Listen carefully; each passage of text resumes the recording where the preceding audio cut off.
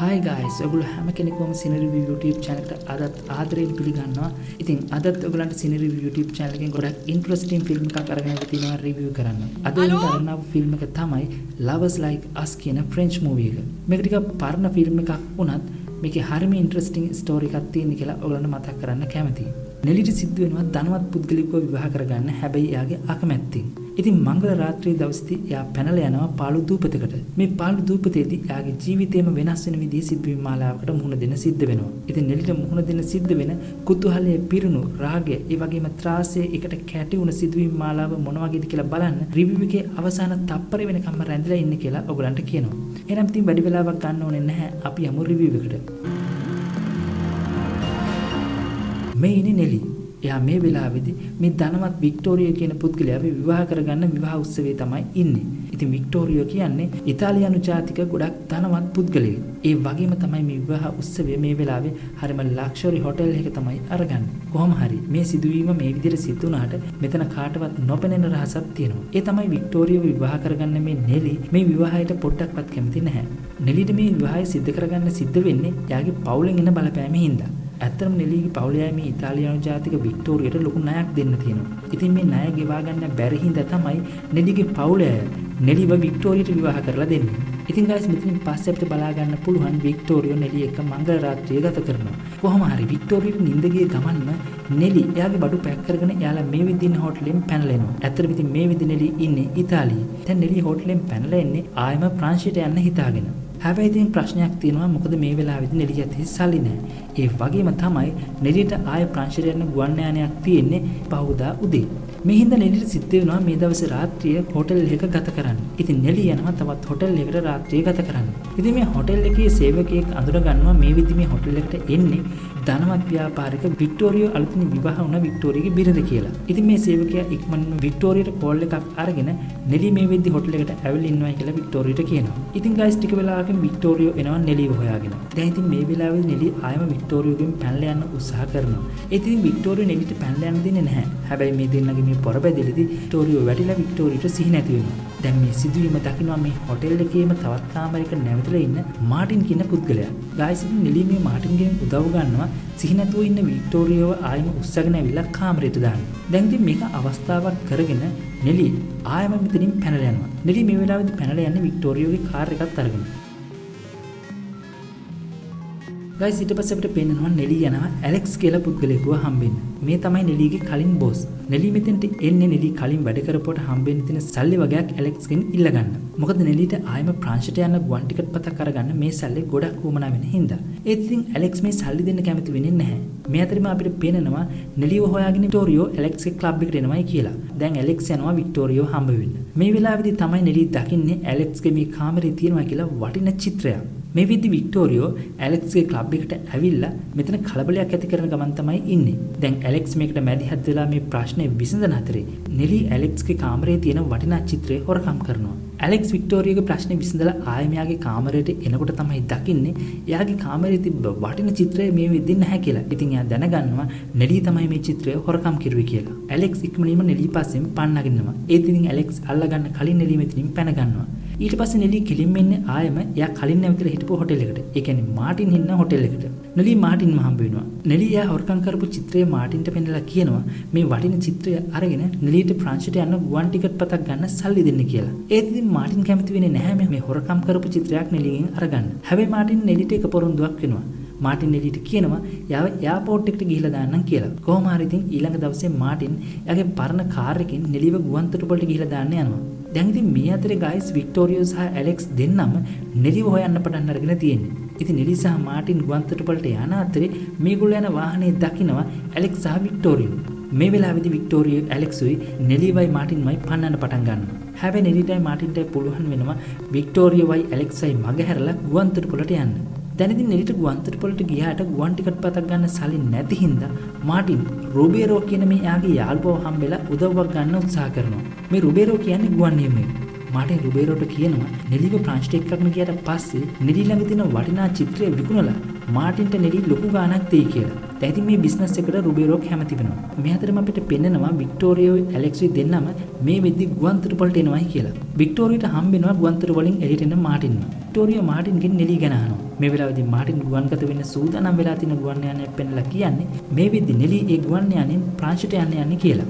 දැන් ඉතින් වික්ටෝරියෝ ගුවන්තොටුපළේ වැටුණුත් පැනලා ගුවන් යානෙ දිහාට දුවගෙන යනවා මේ ගුවන් යානය නවත්තන්න කියලා හිතාගෙන. ඒත් වික්ටෝරියෝට මේ ගුවන් යානය නවත්ත ගන්න හම්බෙන්නේ නැහැ. ගුවන් යානය ගුවන්ගත වෙනවා. අනවසරින් ගුවන්තොටුපළට ඇතුළු වුණාට ගුවන්තොටුපළේ ආරක්ෂක අංශ වලින් වික්ටෝරියෝව ඇරස්ට් කරලා මෙයාව ගුවන්තොටුපළෙන් එළියට ඇදලා දානවා. වික්ටෝරියා ඉක්මනින්ම ගෙදර ඇවිල්ලා එයාගේ ප්‍රංශයේ ඉන්න මිනිස්සුන්ට කියනවා ඉතාලියේ ඉඳලා ප්‍රංශයට එන හැම ගුවන් යානයක්ම පරීක්ෂා කරලා නෙලිව අල්ලගන්න කියලා. ගයිස් ඉතින් මේ සිදුවීම පස්සේ අපිට පේනවා මාටින් එයාගේ බඩු මුට්ටු පැක් කරගෙන කුඩා බෝට්ටුවකින් එයා මේ විදි ජීවත් වෙන කුඩා දූපතට යන්න පිටත් වෙනවා කියලා. මාටින් මේ විදිහට පිටත් වෙලා යන්න හදද්දී අපිට පේනවා ජෙනට් කියලා මෙන්න මේ ෆොටෝග්‍රැෆර් මාටින්ගේ ෆොටෝ එකක් අරගන්න උත්සාහ කරනවා. කොහොම හරි මාටින් ජෙනට් එකත් හිනා වෙලා එයාගේ ගමන යන්න එයා පිටත් වෙනවා. එදා රාත්‍රියේ වික්ටෝරියට ප්‍රංශින්න එයාගේ මිනිස්සුන්ගෙන් කෝල් එකක් එනවා. හැබැයි ඉතින් මේ කෝල් එකෙන් කියන්නේ ප්‍රංශයට ඉතාලියේ ඉඳලා ආපු එක ගුවන් යානයකවත් නෙලි හිටියේ නැහැ කියලා. දැන් ඉතින් තියෙන ප්‍රශ්න තමයි ගයිස් නෙලි ඉතාලියේ ඉඳලා ප්‍රංශයට ගියේ නැත්නම් නෙලි කොහෙද ගියේ කියන එක. ඔන්න පහවදා වෙද්දි මාටින් එනවා එයා අර තනියම ජීවත් වෙන කුඩා දූපතට. ගයිස් මේ වෙලාවේදී තමයි මාටින් දකින්නේ මේ වෙද්දිත් නෙලි මාටින් ජීවත් වෙන දූපතට ඇවිල්ලිනවයි කියලා. දැන් ඉතින් මාටින්ට හිතා ගන්න බෑ නෙලි කොහොමද මාටින් ඉන්න මේ දූපත හොයාගත්තේ කියලා. ඉතින් මාටින් නෙලිගෙන් අහනවා නෙලි කොහොමද මාටින් හොයාගත්තේ කියලා. දැන් මේ වෙලාවේදී තමයි පෙන්වන්නේ මොකද්ද ඇත්තටම සිද්ධුනේ කියලා. ඉතින් ෆ්ලෑෂ්බෑක් එකකට යනවා කතාව. නෙලි ප්‍රංශයට පිටත් වෙන ගුවන් යානයට ගොඩ වෙන්න හදද්දී නෙලි ළඟ තිබුණ අර වටිනා චිත්‍රයේ හින්දා එයාට ගුවන් යානයට යන්න අවසර හම්බ වෙලා නැහැ. මේ හින්දා නෙලි රුබේරුගෙන් උදව් අරගෙන රුබේරුගේ යාළුවෙකුගේ ගුවන් යානකින් තමයි මේ විදිහට මාටින්ගේ දූපතට ඇවිල්ලා තියෙන්නේ. දැන් නෙලි මාටින්ගෙන් ලොකු උදව්වක් කියනවා. නෙලි මාටින්ට කියන්නේ ඇලෙක්ස්ගෙන් හොරකම් කරපු චිත්‍රය විකුණ ගන්න. නෙලිව සැන්ටෝ ඩොමින්ගෝ කියන දූපතට ගිහිල්ලා දාන්න කියලා. නෙලි ඉවෙනුවෙන් මාටින්ට ලොකු ගාණක් දෙන්නම් කියලාත් කියනවා. හැබැයි ඉතින් මාටින් මේ දේ කරන්න කැමති වෙන්නේ නැහැ. මොකද මාටින් කියන්නේ සැන්ටෝ ඩොමින්ගෝ දූපත තියෙන්නේ මේ වෙද්දි මාටින් සහ නෙලි ඉන්න දූපතෙන් ගොඩක් ඈත කියලා. මාටින් කියන විදිහට මාටින්ගේ මේ පොඩි බෝට්ටුවෙන් සැන්ටෝ ඩොමින්ගෝ වලට ගියොත් සතියක් විතර ගත වෙනවා කියලා තමයි මාටින් කියන්නේ. හැබැයි ඉතින් නෙලි මේ වැඩේ අතහරින්න කැමති වෙන්නේ නැහැ. නෙලි මාටින්ට බඩු බාන්න හැමත් උදව් කරලා කොහොම හරි මාටින්ව ෂේප් කරගෙන සැන්ටෝ ඩොමින්ගෝ වලට මාටින් ලව ඇරලව ගන්න තමයි මේ විදිහ උත්සාහ කරන්නේ. දැන් ඉතින් මේ දෙනාගේ මේ කතාවේදී තේරෙනවා මාටින් තනියම මේ දූපතේ ජීවත් වෙන පටන් අරගෙන තියෙන්නේ අවුරුදු 2ක විතර ඉඳලා කියලා. කොහොම හරි ඉතින් මාටින් නෙලිට කෑම හැමත් හදලා දෙනවා. ඊට පස්සේ මාටින් නෙලිට කියනවා ලෑස්ති වෙන්න කියලා. දැන් ඉතින් නෙලි හිතනවා මේ වෙලාවේදී නෙලි හිතනවා මාටින් නෙලිව සැන්ටෝ ඩොමින්ගෝ වලට එක්කගෙන යන තමයි හදන්නේ කියලා. මේ වෙලාවේදී නෙලි මාටින් ළඟට ඇවිල්ලා කියනවා සැන්ටෝ ඩොමින්ගෝ වලට ගිහිල්ලා ආවයින් පස්සේ නෙලි මාටින්ට ගොඩක් රසට කෑමක් හදලා දෙන්නම් කියලා. ගයිස් මේ වෙලාවේදී මාටින් කියනවා එයාලා යන්නේ සැන්ටෝ ඩොමින්ගෝ වලට නෙමෙයි නෙලිව ගිහිල්ලා දාන්න මේ දූපතට ළඟව තියෙන නගරෙට කියලා. ගයිස් නෙලි කැමති වෙන්නේ නැහැ මේ ගමන යන්න. මොකද නෙලිට ඕන කොහොම හරි මාටින් එක සැන්ටෝ ඩොමින්ගෝ වලට යන්න. ඉතින් නෙලි මාටින්ගෙන් බේරලා මේ දූපත වටේම දුවනවා. දැන් ඉතින් මාටින් නෙලි පස්සෙන් දුවනවා නෙලිව අල්ලගෙන කොහොම හරි මේ කාර්යයෙන් බේරෙන්න නෙලිව නගරයට ගිහිලා දාන්න කියලා හිතාගෙන. අන්තිමේදී කොහොම හරි මාටින් නෙලිව අල්ලගෙන ඇවිල්ලා බෝට්ටුවේ කාමරයකට දාලා දොර ලොක් කරලා බෝට්ටුවෙන් නෙලිව නගරයට ගිහිලා දාන්න යන පිටත් වෙනවා. ඒත් ඉතින් ගායිස් නෙලි ටික වෙලාවක් යනකොට මේ බෝට්ටුව හිල් කරනවා. දැන් මාටින්ට වෙන කරන්න දෙයක් නැහැ. මාටින් පුළුවන් තරම් උත්සාහ කරනවා මේ ගිලෙන බෝට්ටුව ගිලෙන්නේ නැතුව බේරගන්න. මේ අතර නෙලි බෝට්ටුවෙන් පැනලා ආයෙම දූපතට පීරනවා. අන්තිමේදී මාටින්ට තේරෙනවා මේ ගිලෙන බෝට්ටුව බේරගන්න බැහැ කියලා. ඉතින් මාටින් මේ බෝට්ටුව අතහැරලා දාලා ආයෙම දූපතට පීනනවා. මෙතනින් පස්සේ මාටින් ගොඩක් කේන්තියෙන් ඉන්නේ නෙලි එයාගේ බෝට්ටුවට කරපු දේ හින්දා. ඉතින් මාටින් මේ දවසේ නෙලිට ගේ ඇතුළට එන්න දෙන්නේ නැහැ. මාටින් ගෙදර දොර ජනෙල් ඔක්කොම ලොක් කරලා ගේ ඇතුළට යනවා. ටයිස්න් ඔන්න ඊළඟ දවසේදී වික්ටෝරියෝ සහ ඇලෙක්ස් යනවා ගුවන්තොටුපළට නෙලිගේ ෆොටෝ එකකුත් අරගෙන නෙලි ගැන තොරතුරක් හොයාගන්න. ඒතින් ගුවන්තොටුපළේ කිසිම කෙනෙක් නෙලිව අඳුරන්නේ නැහැ කියලා තමයි මේ වෙලාවේදී වික්ටෝරියෝට කියන්නේ. දැන් මේ හින්දා වික්ටෝරියෝ තරහ අරගෙන ගුවන්තොටුපළේ සේවකෙනුත් එක්කලා රණ්ඩු වෙනවා. ගයිස් මේ වෙලාවේදී මේ කලබලේ දකිනවා රුබේරෝ. ටික වෙලාවකින් රුබේරෝ මෙතනට ලං වුණායින් පස්සේ තමයි දැනගන්නේ මේ කලබලය ඇති කරන කට්ටිය හොයන්නේ මාටින් එක්කගෙන ආව නෙලිව කියලා. මේ වෙලාවේදී රුබේරෝ කිසිම දෙයක් මේ කිසිම කෙනෙකුට කියන්නේ නැහැ. රුබේරෝ ටිකකින් කෝල් කරනවා අර ජෙනට් කියන ෆොටෝග්‍රැෆර්ට. ඉතින් මේ වෙලාවේදී ගායිස් අපිට පේන්න තියෙනවා ජෙනට්ගේ ස්ටුඩියෝ එකේ මාටින්ගේ අරගත්ත ෆොටෝස් ගොඩක් තියෙනවායි කියලා. හැබැයි අපිට තේරෙන්නේ නැති දේ තමයි ඇයි මේ ජෙනට් මාටින්ගේ ෆොටෝස් විතරක් අරගන්නේ කියන එක. ඔන්න දැන් ගායිස් මේ අතරේ මාටින් යාගේ බෝට්ටුව විනාශ වුණ හින්දා යාගේ ට්‍රැක්ටර් එකේ එන්ජිම අරගෙන අලුත් බෝට්ටුවක් తాවකාලිකව හදාගන්න උත්සාහ කරනවා. අනිත් පැත්තේ නෙලි එයා හොරකම් කරපු චිත්‍රයේ වතුරට තිබුණු හින්දා මේ චිත්‍රය වේල ගන්න උත්සාහ කරනවා. ඉතින් මෙතනදී තේරෙනවා මේ විදිහේ චිත්‍රයට තරමක් හානි වෙලා තියෙන්නේ කියලා. මෙතනින් පස්සේ මාටින් බෝට්ටුව හදන අතරේ නෙලි මාටින්ට හොරෙන් මාටින්ගේ ගෙදරට රිංගනවා. මේ වෙලාවේ නෙලි හරිම පුදුම විදිහේ දේවල් ටිකක් දකිනවා. නෙලි දකිනවා මාටින්ගේ කාමරයේ ලාච්චුවක් ඇතුළේ තියෙන පත්තර කෑලි වගේක් වගේම ෆොටෝස් වගේක්. ඉතින් මෙතෙන්දී නෙලිට තේරෙනවා මේ මාටින් කියන්නේ ධනවත් ව්‍යාපාරිකයෙක් කියලා. හැබැයි නෙලිට තේරෙන්නේ නැති දේ තමයි මේ තරම් ධනවත් ව්‍යාපාරිකයෙක් වෙච්ච මාටින් ඇයි මේ විදිහට තනියම දූපතට වෙලා ඉන්නේ කියලා. මෙතනින් පස්සේ මාටින් මාළු හැම අල්ලගෙන ඇවිල්ලා කෑම හදාගෙන රැට කන්න කියලා හිතද්දි නෙලි උපක්‍රමයක් හොදලා මාටින්ව ගෙදරින් එළියට දාලා නෙලි ගිය ඇතුළ රිංගලා ගෙදර දොරවල් ලොක් කරනවා. ඒ විතරක් නෙමෙයි. නෙලි මාටින් න්යාට කන්න කියලා හදාගත්ත කෑම ටිකත් නෙලි කනවා. මොකද මේ විදිහ දවසේම මුකුත් කන්න හම්බ වෙච්ච නැති හින්දා නෙලි ඉන්නේ කොට බඩගින්නේ. හැබැයි ඉතින් මේ අතරේ මාටින් මේ ගෙදරට ඇතුළු වෙන තියෙන තවත් රහස් දොරකින් ගෙට ඇතුළු වෙනවා. ඉතින් මාටින්ව දකින නෙලි මාටින්ගේ බේරිලා ගෙදරින් එළියට දුවගෙන එන්න හදනවා. මේ වෙලාවේදී එක පාරටම නෙලි සිහි නැතුව ඇදින්න වැටෙනවා. දැන් ඉතින් මාටින්ටත් හිතා ගන්න බෑ මොකද්ද කරන්න කියලා. ඉතින් මාටින් කලබල වෙලා නෙලිව ආයෙම ගේ ඇතුළට අරගෙන ඇවිල්ලා නෙලිට ප්‍රථම ආධාර දෙනවා. ටිකකින් නෙලිට සිහි එනවා. මේ වෙලාවේදී නෙලි මාටින්ගෙන් සමාවර ගන්නවා.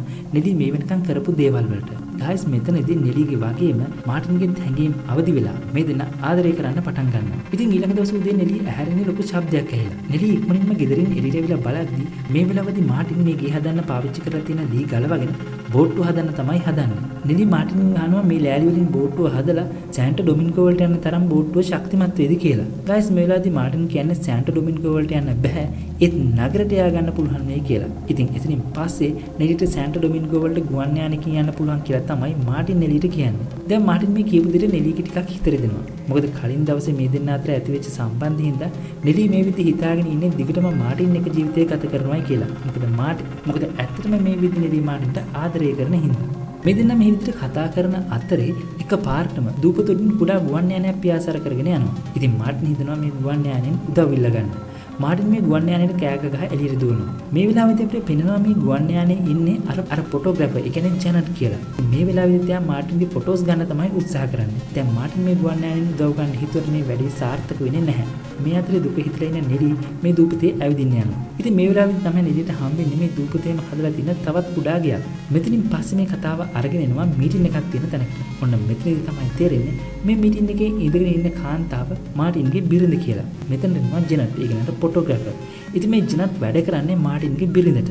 ගයිස් මෙතනදී තේරෙනවා මේගොල්ලන්ට ඕන හැමතිස්සෙම මාටින් ගැන තොරතුරු අප්ඩේට් කරගන්න කියලා. ඉතින් ඒක නිසා තමයි ජෙනට් ගිහිල්ලා මාටින් ඉන්න තැන් වල ෆොටෝස් අරගන්නේ. මෙතන ඉන්නවා ටගුමි කියලා මිනිස්සෙක්. මේ මිනිස්සයා කියනවා මාටින් කලින් සයින් කරපු බිස්නස් ඩීල් එකකට අනුව මාටින් ලොකු ගාණක් මේ ටගුමිට ගෙවන්න තියෙනවා කියලා. ඉතින් මේ මුදල් මාටින් ටගුමිට ගෙව්වේ නැත්නම් ටගුමි මාටින්ට එරෙහිව නඩුවක් දානවා කියලා ටගුමි මෙතෙන්දි තර්ජනය කරනවා. ගයිස් දැන් මේ සිදුවෙන් දවස් කිහිපයක් ගෙවෙනවා. ඉතින් මේ වෙද්දි මාටින් බෝට්ටුව හදලා ඉවරයි.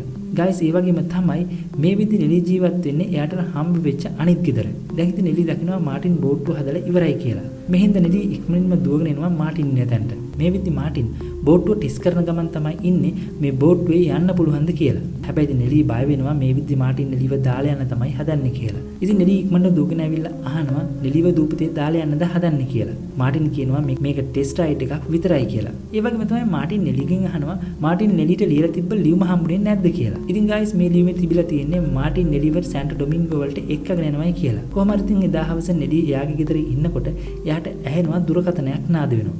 ඉතින් නෙලිට හිතා ගන්න බෑ කොහෙද මේ ෆෝන් එකක් රින්ග්ස් යන්නේ කියලා. ඉතින් නෙලි ගිහලා බලනකොට මේ ගෙදර තැනක තියෙනවා දුරකථනයක්. ඉතින් මේ කතා කරන්නේ මාටින්. දැන් නෙලි මාටින්ට කියනවා දුරකථනයක් තිබිලත් ඇයි කාගෙන්වත් උදව් ඉල්ල ගන්න කතා කරේ නැත්තේ කියලා. ඉතින් මේ වෙලාවෙත් තමයි මාටින් කියන්නේ මේ ගෙදල් දෙක අතර කතා කරන්න විතරයි මේ දුරකථනය පාවිච්චි කරන්න පුළුවන් කියලා. කොහොම හරි මේ වෙලාවේදී මාටින් නෙලිට ආරාධනා කරනවා රෑ කෑමකට මාටින්ගේ ගෙදරට එන්න කියලා. හැබැයි ඉතින් මුලින්ම නෙලි කැමති වෙන්නේ නැහැ මාටින්ගේ ගෙදර කෑමට යන්න. ඉතින් මාටින් දිගටම බල කරන හින්දා නෙලි පොරොන්දු වෙනවා මාටින්ගේ ගෙදරට රෑ කෑමට එන්න. ගයිස් දැන් ඉතින් මේ වෙලාවේදී තේරෙනවා මාටිනුත් මේ විදිහ නෙලිට ආදරය කරන්න පටන් අරගෙන කියලා. ඉතින් මාටින් රෑ කෑම හදන්න පටන් ගන්නවා නෙලිව සර්ප්‍රයිස් කරන්න කියලා හිතාගෙන. ඉතින් කෑම හදලා ඉවර වෙනකොට මේ දවසේ රෑ වෙද්දි හොඳටම වහින්න පටන් ගන්නවා. මාටින් කෑම හදගෙන බලාගෙන ඉන්නවා නෙලි එයි කියලා. ඒත් ඉතින් ගොඩක් රෑ වුණත් නෙලි එන්නේ නැහැ. මේ හින්දා බය වෙලා මාටින් යනවා නෙලිව හොයාගෙන. ඉතින් ගයිස් මාටින් නෙලිගේ ගෙදරට යනකොට නෙලි කිසිම ගාණක් ගන්නේ නැතුව නිදාගෙන ඉන්නවා. දැන් මාටින්ගේ හිත ගොඩක් රිදෙනවා. එයා රෑකම හදන්න මෙච්චර මහන්සි වෙලත් නෙලි රෑකෑම කන්න ආවෙ නැති එකට. දැන් ඉතින් කේන්ති ගන්න මාටින් නෙලිගේ ගෙදරින් එළියට බහලා ආයෙම මාටින් ගෙදරට එන පිටත් වෙනවා. ඔන්න ගයිස් මේ අතරේ තමයි නෙලි දකින්නේ නෙලිගේ ගෙදරින් එළියේ අඳුරන්නේ නැති මිනිස්සෙක් ඉන්නවයි කියලා. ඉතින් නෙලි හයියෙන් කෑ ගහනවා. දැන් නෙලි කෑ ගහන සද්ද ඇහෙනවා මාටින්ට. මේ හින්දා මාටින් ආයෙම දුවගෙන එනවා නෙලිගේ ගෙදරට. ඔන්න මේ වෙලාවෙත් තමයි මෙයාලට තේරෙන්නේ මේ වෙද්දි මෙයාලව වට කරලා තියෙන්නේ කියලා ඇලෙක්ස්ගේ වික්ටෝරියාගේ මිනිස්සු. ගයිස් මේත් එක්කම මෙතෙන්ට එනවා වික්ටෝරියෝ වගේම ඇලෙක්ස්. ඉතින් මාටින්ව වික්ටෝරියාගේ මිනිස්සු අල්ලගන්නවා. මේ වෙලාවේ නෙලි ගේ ඇතුළට ගිහලා දොර වහගන්නවා. හැබැයි ඉතින් වික්ටෝරියෝ ඇවිල්ලා නෙලිගේ ගෙදර දොර කඩාගෙන ගේ ඇතුළට එනවා. වික්ටෝරියා කියන්නේ නෙලිව හොයාගන්න සෑහෙන අමාරුණයි කියලා. ඉතින් නෙලි ගැන තොරතුරක් දෙන කෙනෙකුට මුදල් ත්‍යාගයක් දෙනවයි කියලා පබ්ලිෂ් කරාට පස්සේ රුබේරෝ නෙලි ඉන්න තැන හරියටම කිව්වයි කියලා තමයි වික්ටෝරියෝ කියන්නේ. මෙතෙන් තේරෙනවා දැන් රුබේරෝ තමයි මේගොල්ලන්ව පාවා දීලා දෙන්නේ කියලා. කොහොම හරි මේ අතරේ ඇලෙක්ස් උත් එනවා නෙලිගේ ගේ ඇතුළට. ඇලෙක්ස් යාගේ වටන චිත්‍රය හොයන්න පටන් ගන්නවා. ගයිස් මේ වෙලාවේ තමයි ඇලෙක්ස් දකින්නේ මේ විදියාගේ චිත්‍රයට හොඳටම හානි වෙලා කියලා. ඉතින් ඇලෙක්ස් නෙලිගේ පස්සෙන් පන්නන්න පටන් ගන්නවා. මේ විදිහේ වික්ටෝරියා නෙලිව ඇදගෙන යනවා ආයම බෝට්ටුවට දාගෙන නෙලිව අරගෙන යන්න. දැන් ඇලෙක්ස් නෙලිව නවත්තලා නෙලිට කියනවා ඇලෙක්ස්ට වෙච්ච පාඩුව ගෙවන්න කියලා. මේ වෙලාවේදී කේන්ති ගන්න වික්ටෝරියෝ ඇලෙක්ස්ගේ චිත්‍රය අරගෙන විසික් කරලා නෙලිවත් ඇදගෙන ආයම දූපතෙන් පිටත් වෙන්න කියලා හිතාගෙන යනවා. චිත්‍රය ඇහිඳ ගන්න යන ඇලෙක්ස්ට වැරදීමකින් එයාගේ චිත්‍රය එයාටම පෑගෙනවා. ඉතින් මේ චිත්‍රය ඉරිලා සම්පූර්ණයෙන්ම විනාශ වෙනවා. මේ අතරේ මාටින්ට පුළුවන් වෙනවා වික්ටෝරියාගේ මිනිස්සුන්ට පහර දීලා වික්ටෝරියාගේ මිනිස්සුන්ගේ මිදිලා නෙලිව හොයාගෙන එන්න. හැබැයි ඉතින් මාටින්ට මේ විදි පිහිපාරක් වැදිලා එයා ටිකක් අමාරුවෙන් තමයි ඉන්නේ. ඉතින් මාටින් අමාරුවෙන් එයාගේ ගේ ළඟට එනවා. මේ විදි මාටින්ගේ ගෙදරට වික්ටෝරියෝ ගිනි තියලා. ඒ විතරක් නෙමෙයි වික්ටෝරියාගේ මිනිස්සුන් නෙලිවත් අරගෙන බෝට්ටුවකින් පැනලා යනවායි කියලා මාටින් දකිනවා. කොහොම හරි ඊළඟ දවසේ උදේ වෙද්දි මාටින්ගේ ගේ සම්පූර්ණයෙන්ම අළු වෙලා තියෙන කියලා අපිට පෙන්නනවා. මේ අතරේ ආයම ජෙනට් එනවා මාටින්ගේ ෆොටෝස් අරගන්න මේ දූපතට. ගයිස් ඔන්න මේ වෙලාවේදී තමයි ජෙනට් දකින්නේ මාටින් වැටිලා ඉන්නවායි කියලා තුවාල වෙලා. දැන් ඉතින් ඉක්මනින්ම ජෙනට් මාටින්ව රෝහලකට අරගෙන යනවා.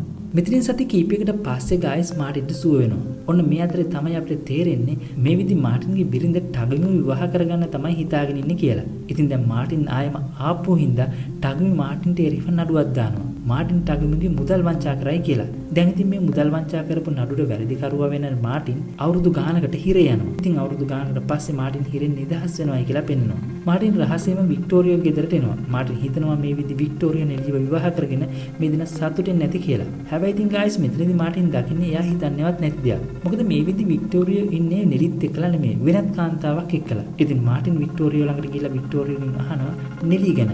මේ වෙලාවේදී වික්ටෝරියෝ කියන්නේ නෙලිත් එක්ක විවාහ ජීවිතය සාර්ථකුනේ නැහැ කියලා. ඉතින් වික්ටෝරියෝ කියන විදිහට වික්ටෝරියෝ නෙලිව අතහැරලා. මේ වෙලාවේදී මාටින් වික්ටෝරියෝගෙන් අහනවා මේ විදි නෙලි ඉන්නේ කොහෙද කියලා. ඉතින් වික්ටෝරියෝ කියනවා සමහර විට නෙලි මෙක්සිකෝවේ එයාගේ නෑදෑයෝ එක්ක ඉන්නවා ඇති කියලා. ඉතින් එදා රෑ මාටින් එනවා නෙලිව පළවෙනි වතාවට මාටින්ට හම්බ වෙච්ච හොටෙල් එකට. ඉතින් මේ වෙලාවේදී මාස ගානකට කලින් නෙලි මේ හොටෙල් එකේ තියලා ගියපු ලියුමක් මේ හොටෙල් එකේ රිසෙප්ෂන් එකේ ඉන්න මිනිස්සයා මාටින්ට දෙනවා. ඉතින් මාටින් මේ ලියුම අරලා බලපුවාම මේ ලියුමේ නෙලි ඉන්න තැන ඇඩ්‍රස් එක තියෙනවා. ඉතින් ගයිස් පහුවදාම මාටින් යනවා නෙලිව හොයාගෙන. මේ වෙලාවේදී මාටින්ව දැක්කම නෙලි ගොඩක් සර්ප්‍රයිස් වෙනවා. ඉතින් එයා දැනගන්නවා එයාගේ ලියුම හම්බෙලා තමයි මේ විදිහට මාටින් යාව හොයාගෙන එන්නේ කියලා. ඉතින් ගයිස් මෙයාලගේ ජීවිතවල එයාලා ප්‍රශ්න ගොඩකට මුහුණ දුන්නාට පස්සේ අවසානයේ මේ දින මෙතනින් පස්සේ එකට ජීවත් වෙන්න තීරණය කරනවා. ඉතින් මේ විදිහට මේ දෙනාගේ ආදර කතාව පටන් ගන්නවා. ඒ වගේම මෙතන මේ ෆිල්ම් එක ඉවර වෙනවා. ඉතින් ගයිස් ඔයගලන්ට මේ ස්ටෝරි එක ගැන මොකද හිතෙන්නේ කියලා අනිවාර්යයෙන්ම පහලින් කමෙන්ට් එකක් දාන්න.